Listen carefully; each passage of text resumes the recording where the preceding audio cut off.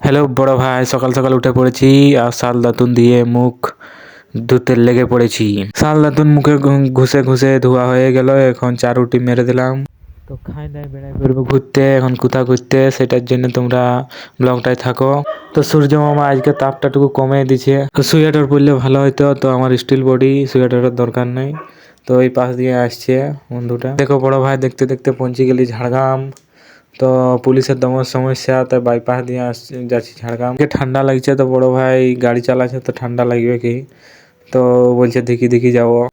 তো হ্যাঁ দেখো বড় ভাই, আমরা পেট্রোল পাম্প পাইরে আছি। এই যে পেট্রোল পাম্প পাইরে আছি, এই যে ফ্লাইওভারে উঠ। তো বড় ভাইরা সবাই জানলে যে ঝাড়গ্রাম যাচ্ছি, এটা সবাই জানতে পারলে, কিন্তু কী জন্য যাচ্ছি ওইটা জানার জন্য ব্লগটার সাথে থাকো আর ব্লগটা দেখো। যদি ভালো লাগে লাইক শেয়ার করে দিও।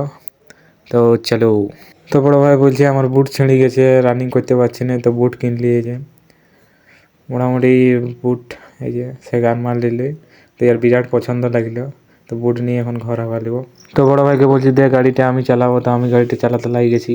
গাড়ি চালাতে চালাতে যে ভিডিও করছি, দুর্ঘটনা হয়ে যেতে পারে। তো আর একটু হলে আমরা কিলান পাড়ে উঠে যাবো। সে আগের দিকে দেখতে পাচ্ছি, আগের দিকে কিলান পাড়ে উঠি ঘর। বড় ভাই সন্ধ্যাবেলা আসি পড়েছি অনলাইন দোকান এসএসসি জিডির ফর্ম ফিল আপ করতে।